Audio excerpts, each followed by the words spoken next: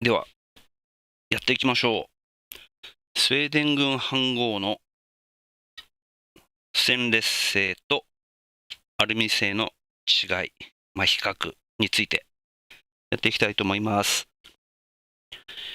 実はですね、ステンレスだからこれができる、アルミ製だからこれができるっていうのはありません。なんで、ちょっと、比較動画というよりもですね、スウェーデン軍飯盒のとはどんな飯盒なのかっていうのと、あと似てるって言っても違うんで、どこが違うのかをちょっと説明していきたいと思います。前回、この風防への格納のアルミとステンレスでちょっと個人的に入れ方が違うんでっていうのを説明した動画ありますけども、それを先にご覧になるといろいろと分かりやすいのかなと思います。じゃあ、外していきます。これがまず風防兼五徳って言われるやつですね。中、こんな風になっててですね、ここを、よいしょ。こういう風にセットして、で、この中にはですね、燃料のアルコールストーブの燃料の入れるボトルと、この蓋は別なんですけど、アルコールストーブが入ってます。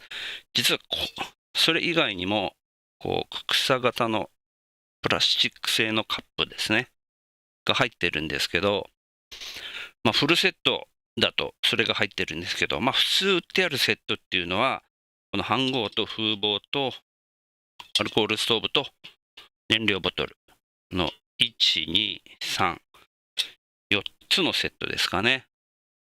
それで、よいしょ。ここですね、セットアップして、本体をこう乗せて、その前に、これ後で作ったやつです。カバーっていうか、簡単に外れます。ちょっと、真鍮製なんでですね、実用性はほぼないんですけど、すぐ触る分には熱くなってるんでですね、いいかなと思ったんですけど、格好だけですね。あんまいらないです。これちょっといろいろ改造してるんで、ちょっと違うんですけど、入れます。で、火つけて、穴開いてるんで、こういうふうにかぶせます。かぶせて、調理をする場合はですね、お湯を沸かせば何でもいいんですけど、こういうふうに乗っけてやると。もちろん、蓋はこうですね。こういうふうにやると。そういうふうに使います。で、上蓋だけでも、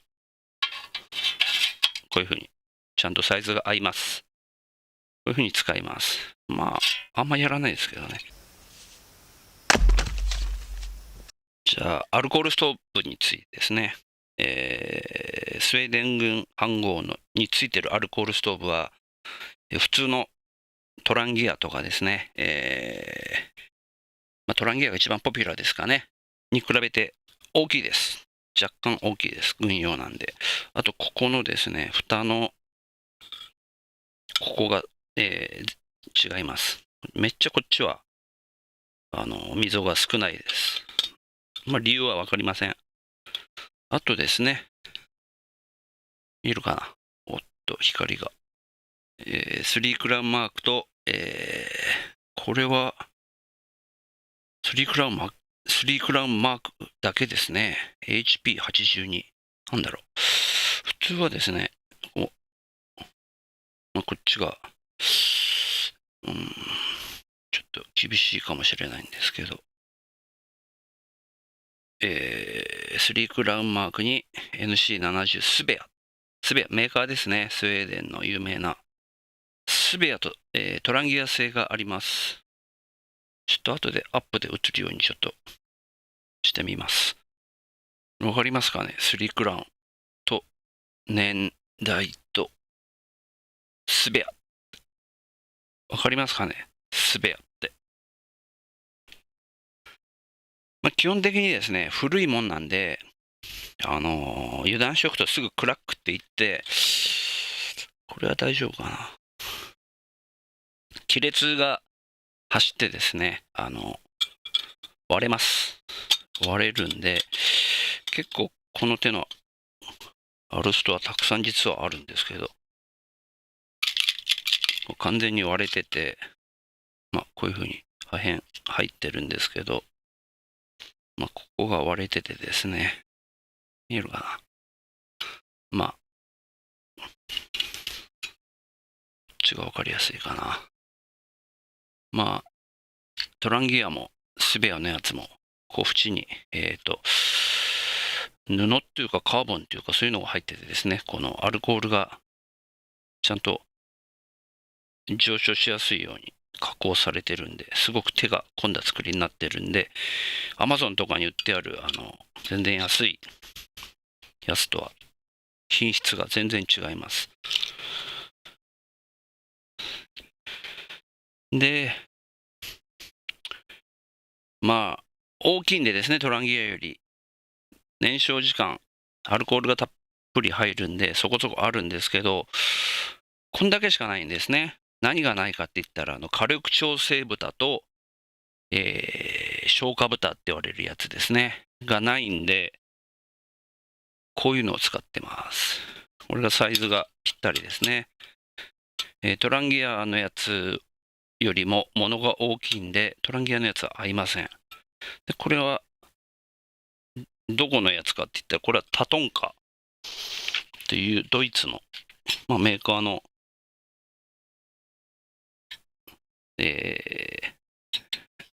消化豚ですね。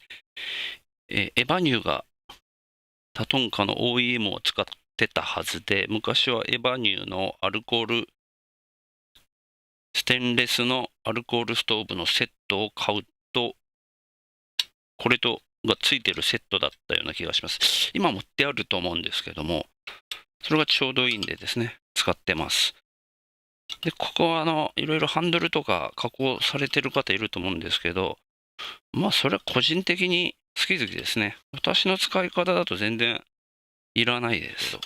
あと、熱暴走したら、こうかぶせてもガンガン燃えるんですね。これアルスト使ってる人はもうみんなご存知だと思うんですけど。で、何回もこうやったりですね。もっとでっかい空き缶みたいなのをガッてやって、酸素を遮断するしか消す方法なかったりして。使ってればですね、いろんな状況に対応することができるんで、面白い書きだと思います。というような、アルコールストーブなんですけど、ほとんど今は使ってないです。なぜかというと、古いんでですね、クラックが心配なのと、がっつり料理っていうか調理を行うんでですね、これでも燃料が足りないと。継ぎ足せばいいだけの話なんですけども、もっと大きい方がいいなと思って。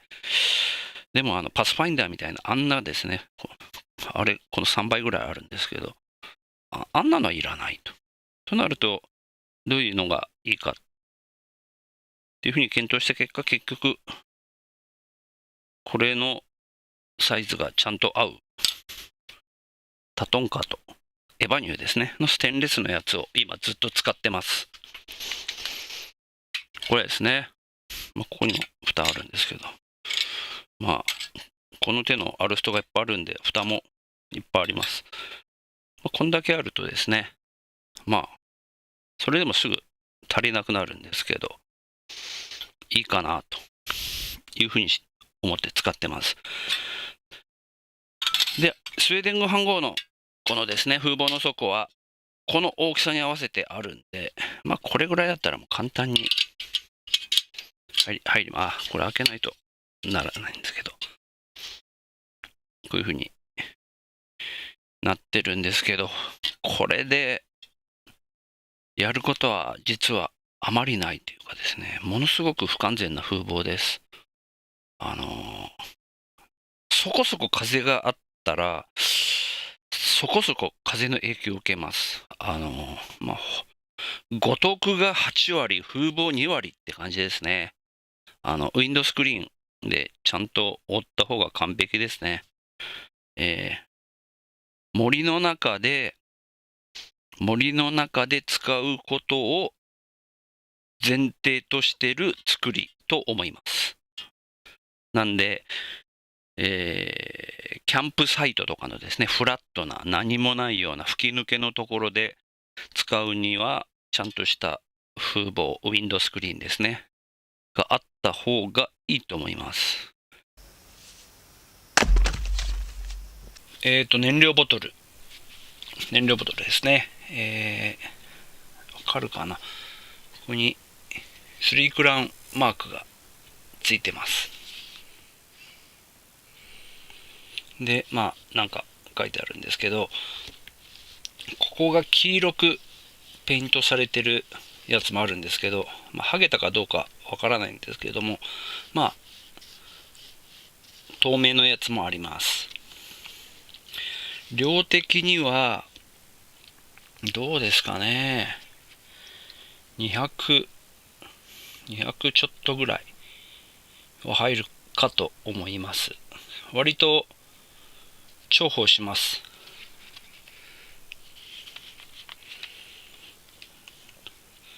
漏れるようなこともなくてですね、ア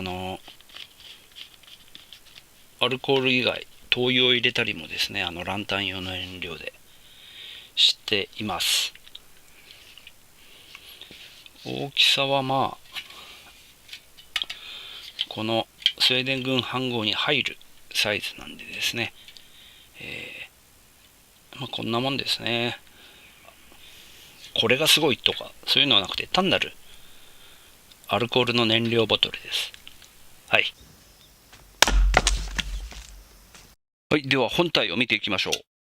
前回もお話ししたんですけど、このベイルハンドルですね。ベイルハンドル。ドイツ軍飯号はここが特殊とお話ししたんですけど、スウェーデン軍飯号も特殊です。ベイルハンドルにフックがついています。このフックですね。初見、初めて見た方は多分使い方よくわからないと思うんですよね。イメージ的になんかこういうふうにつるんだろうなっていうのはわかると思うんですけど、別につるんだったらこれなくても全然問題ないんですね。問題ない。で、これは何のためにあるかというとですね、まず一義的には、ここに角度の違う、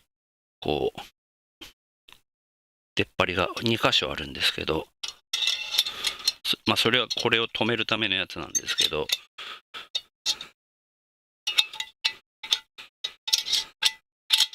ここにですね、こういうふうに入れます。この形になるんですけど、基本的にこういうふうに持って中のものを出すときに便利と。ドイツ軍飯号ですね。この手のやつはですね、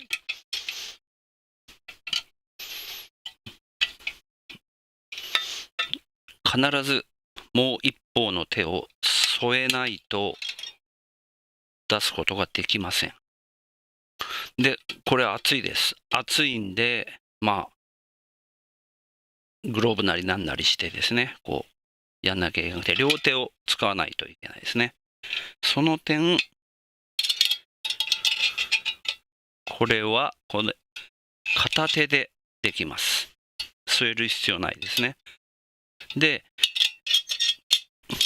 こういうふうにして似てると、ここに火が焚き火とかの場合ですね、当たることもなく、まあ、これもステンレスね、どっちみち熱は持つんですけど、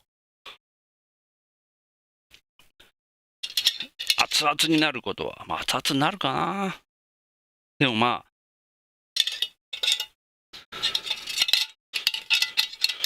何もしないよりはマシと。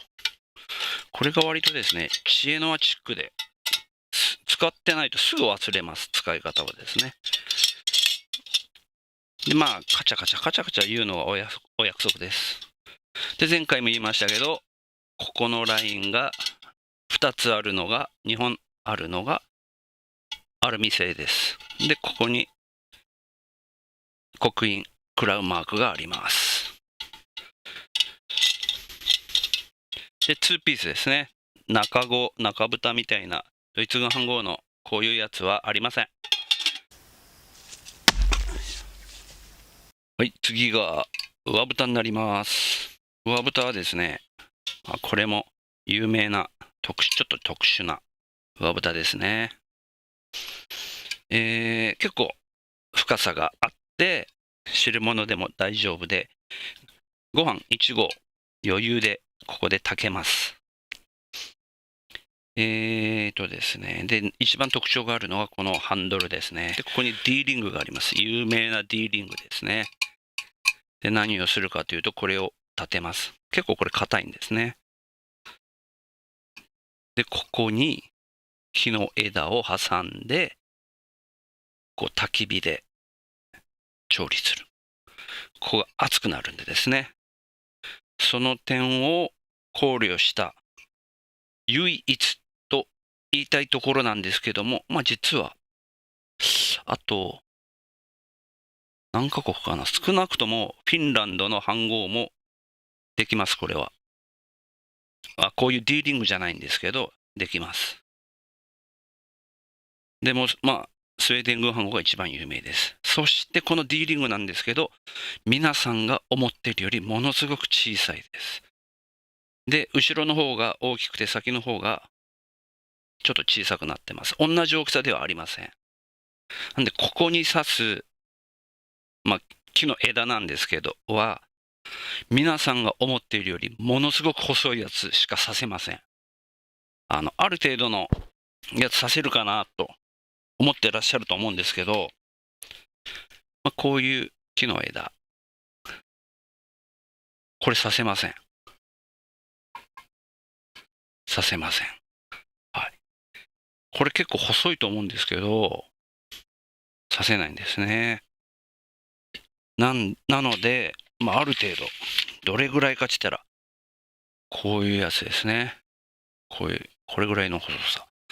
で、これ、ちょっと庭で剪定したやつで、手頃なのがないかなと思って探して、この辺、ちょっと、ナタで削って、いけるだろうと。これぐらいじゃないと、使えません。で、ゆるゆるの時にはですね、実際もうちょっと大きいやつで削ったりして入れりゃいいだけの話なんですけどね、こういう感じで使うと。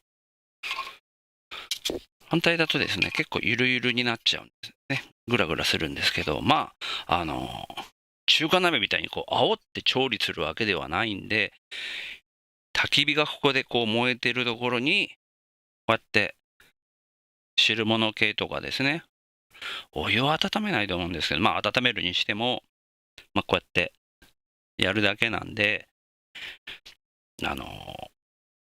遅くても問題ないかなと思います。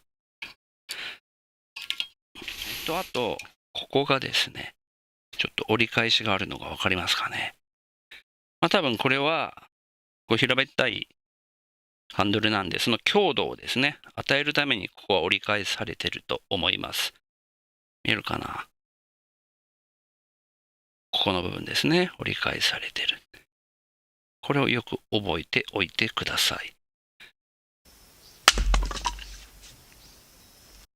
ステンレス製ですね。これも今お話ししたアルミ製と機能性は全く同じです。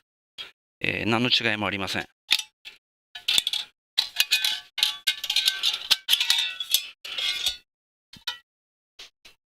ハンドルから見ていきます。ちゃんとディーリングがあります。ディーリングがあります。あるんで、こういう木の枝を差し込んで、焚き火ですね。で、使ったりします。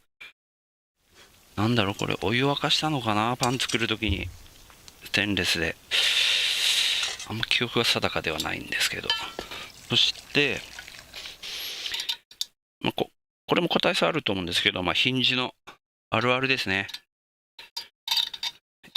ゆるゆるです。ここ閉めりゃいいかもしれないんですけど、取り立てて、これが緩いから困るっていうことは、煽る料理はしないんでですね、さすがにこれでは、アルミの方は硬いです。なんで、個体差と思ってます。そして、ここが、お分かりになるでしょうか。フラットです。返しがないですね。返しがついてないです、これには。おそらく、ステンレスだから、アルミより強いからないと思うんですけど、実はこの返しがついたステンレスを見たことがあります。なんで、いつまで作られてるやつかわからないんですけど、最近のはもしかしたらあるのかなと思ってですね、それはスウェーデンの方が使ってました。で、前回もお話ししたように、このラインが一つなのがステンレス製です。で、ここに、メーカーかなの刻印があります。3クラウンが入ってるステンレスもあったような記憶があります。定かではありません。あとですね、ここのハンドルのついている形ですね。ほぼ四角ですね。で、リベットも目立ちません。アルミはですね、台形になってるんですね。ここが。で、1、2、3、4、5、5つ、リベットがはっきりとわかります。これ、いくつあるんだろうな。ちょっと、黒くなってよくわかりません。1、2、3、4、これも5つぐらいあるな。1、2、3、4、5。裏側見ればわかりますね。なんで、ここの形、例えば両方とも塗装が全くなくて、触ることができなかったら、このジョイント部分の形を見れば、蓋が閉まっている場合、ここで判断できないんでですね、四角い方がステンレスと。あと、ここの返しがないやつもステンレス。ただ、あるやつもありますよと。あとは、こっちの方が若干、アルミの方が若干大きいっていうお話したと思うんですけど、材質が違うんでですね、ビビたる差だなと。あとは何だろう。はい。ステンレスバージョンのベイルハンドルですね。前回の風防への格納方法の違い動画で軽くお話ししてるんですけど、見ての通り、アルミバージョンとステンレスバージョンでは違います。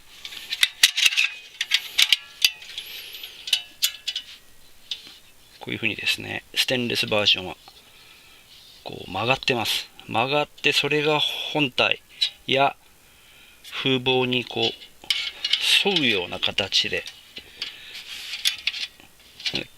綺麗にフィットするんですけども、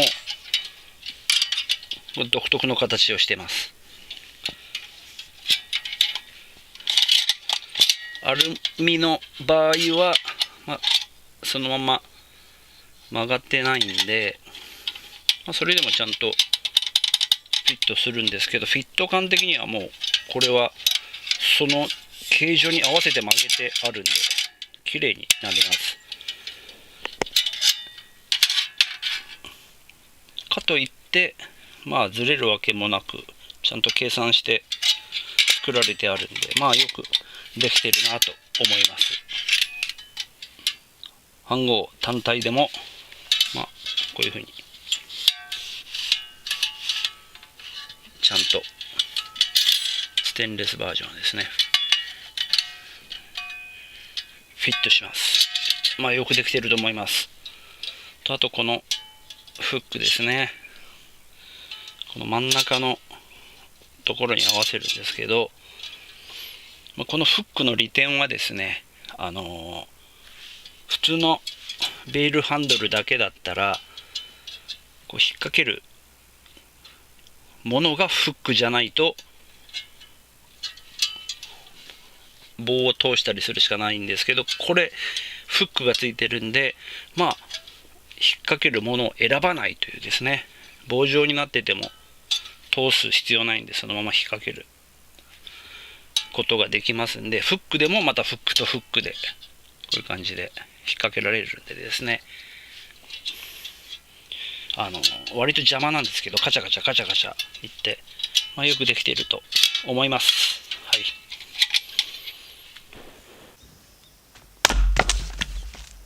一番使ってない飯盒がスウェーデン語飯盒です。その理由を今からお話しします。はい。スウェーデン軍飯盒が残念な理由、残念な飯盒である理由ですね。私がそう思ってるだけです。個人的意見です。ドイツ軍飯盒や日本の兵式飯盒に比べて全然使わないっていうか、残念だなって。セットでアルコールストーブとか風防とか一緒になって、セットとしてのその様式美というか機能性は素晴らしいのに、なんて残念なんだろうと思うのは、もう一重に飯盒のサイズです。大きさですね。これがドイツ軍飯盒です。ドイツ軍飯盒です。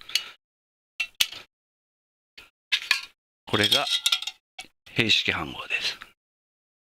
一番大きいです。一番大きいです。その次に大きいです。一番小さいです。びっくりするぐらい小さいです。びっくりするぐらいっていうか、スウェーデンなんで大きいというイメージがあったんで、大きい人ですね。あったんで、ちょっとその小ささにびっくりしました。大昔のスウェーデン軍飯盒はですね、こういう空豆タイプでもうちょっと背も高くて大きかったんですけど、いつ頃かこのサイズになって、わかりますかね。パッと見、あんま変わんないように見えると思うんですけど、これ、兵式飯盒ですけど、実際使ってみてですね、なんか小さくて、使い勝手が悪かったです。微妙な差っていうんですかね。あと、一回り大きければ完璧だったと思います。ただ、がっつり料理しない方は、あんまり関係ないのかなと思います。ただ、私は、飯盒でがっつり料理をする方なので、なんか物足りなかったので、ステンレスでパンを焼いたり、オーブン料理ぐらいしか、ローストポーク作ったりとかしかしたことないですね。ご飯は実験っていうか試しで炊いたりはしたんですけど、なんで、ある意味綺麗なままの飯盒だったりします。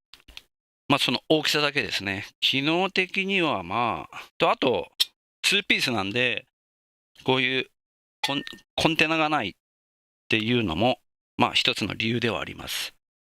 なんで、ご飯を炊く、ついでにレトルトを温めるという使い方しかしなければ、とてもいい飯盒だと思います。いろいろ作ったり煮たり焼いたり蒸したり、いぶしたりするんで、それを考えると、一番優れてるのが日本の兵式飯盒。次が東ドイツ軍飯盒。で、次がドイツ軍、西ドイツ軍飯盒。ほんで、スウェーデン軍飯盒に個人的な順位なんですけど、になります。まあ、日本の飯盒は優秀ですね、とにかく。そんな感じですね。はい。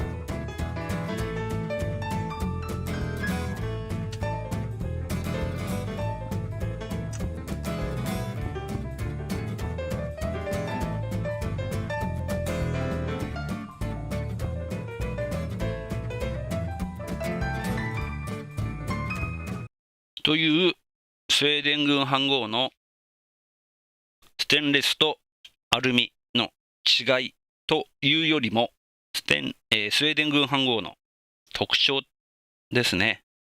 こんな飯盒ですよというお話でした。おしまい。